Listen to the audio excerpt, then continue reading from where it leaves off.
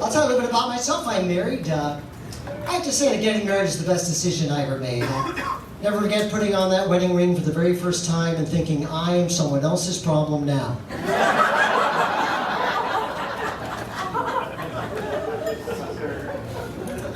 I got married old school to a woman, and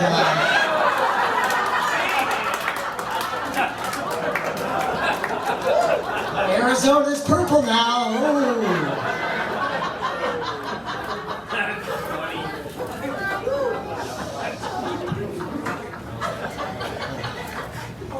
But my wife is from Germany. Now, we were told that if my wife only speaks German to the kids, and I only speak to them in English, the kids will eventually learn both languages fluently, which is the way it's worked for our daughters, but our son is now 16 years old and speaks only Dutch.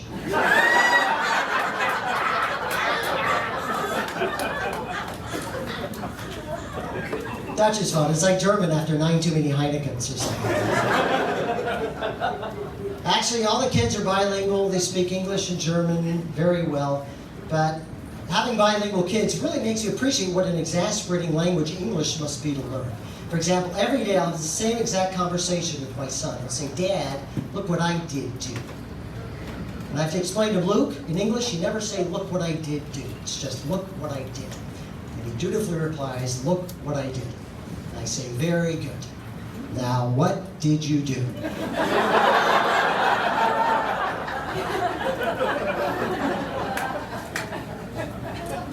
He's a very smart kid, very bright. Luke, for example, a couple of weeks ago, he and I sat down, and he was helping me with his homework.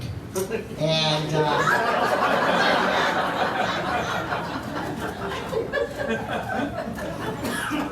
then there's the baby, Lucy. This kid has not slept once in her entire life. Isn't it amazing how you can love a kid before it's even born, but not afterwards?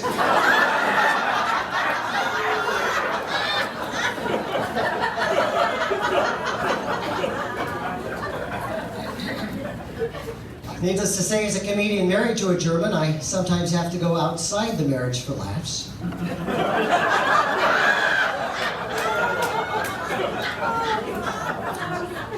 Let's face it, there's two things Germans never joke about: Hitler and everything else.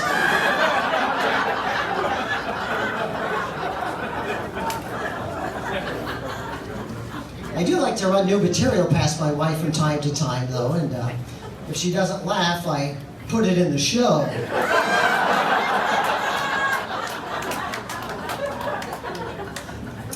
My wife speaks excellent English. She does make small mistakes from time to time. For example, we were at a party recently, and somebody made an inadvertent pun. Then they said, no pun intended, and my wife replied, none taken.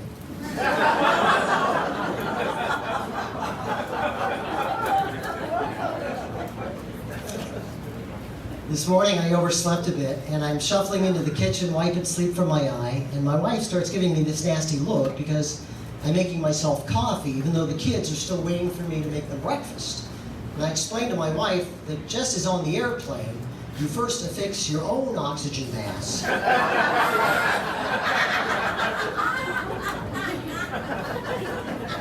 You have to meet me halfway on some of these jokes, folks. I'm sorry.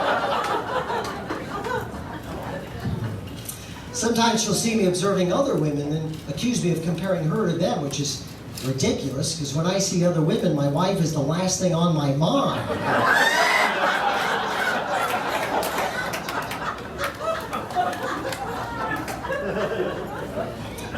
We argue about money on a regular basis. For example, she thinks we can afford a pool boy of all things, but I'm worried if I cave on that, we're going to end up having to get a pool as well.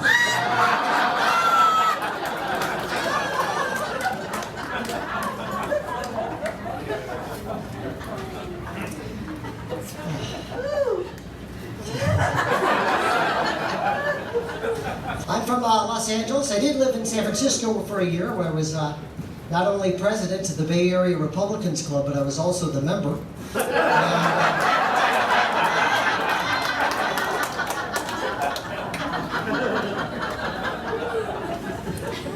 Politics is my hobby, but I'm sick of this culture war. You got, Republicans don't want their sons marrying Democrats. Democrats don't want their sons marrying women. ridiculous.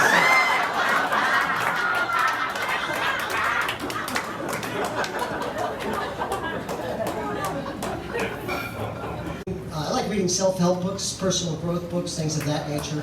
For example, I've got this issue. I struggle to be assertive when I need to be.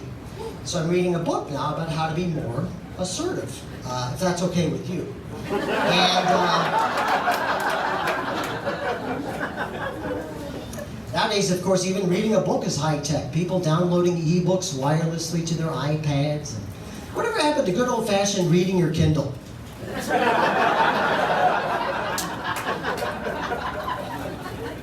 My wife and I were reading the Kama Sutra recently. That thing is complicated, boy. We had to call Bombay just to get technical support, for crying out loud.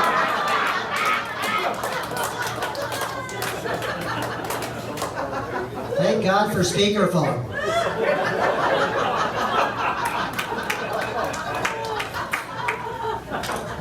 I performed on a nude cruise a couple weeks ago. This is amazing.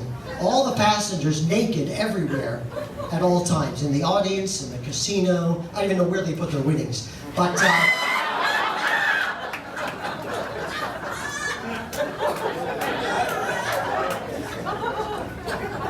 I'll say this much for the nude cruise, ladies and gentlemen. It teaches you to make eye contact.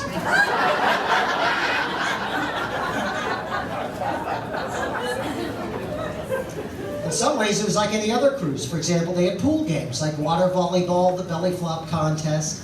The ring toss is not what I had expected, but that's another story.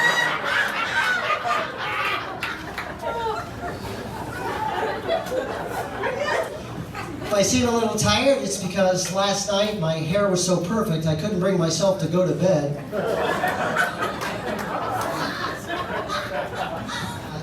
They tried to confiscate my hair gel at airport security because I had 6 ounces of it in my carry-on bag.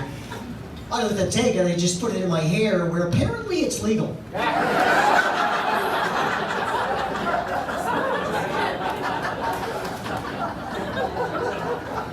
Is that the screwiest regulation in the history of the world?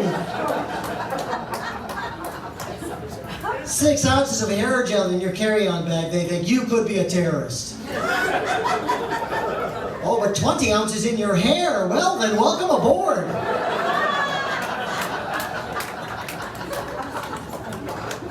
Guess they're worried I'll shellac my hair to such a fine point it becomes a weapon or something like that.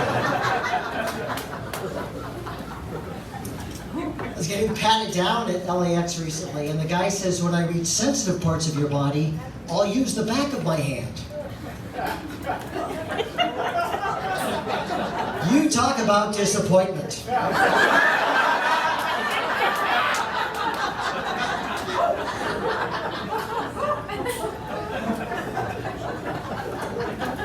Flying is so uncomfortable now. I was on a flight recently where the seats reclined into an upright position. So I could choose between this or this.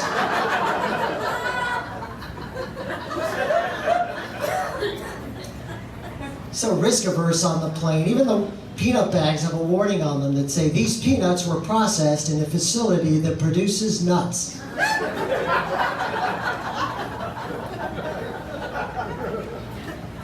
People have no sense of humor when they're boarding the plane. Everybody wants to get settled into their seats as quickly as possible. I'll give you an idea what I'm talking about. I was getting on the plane, and I very politely approached the guy in the seat behind me and asked him if he would mind swapping seats with me so that his wife and I could sit together.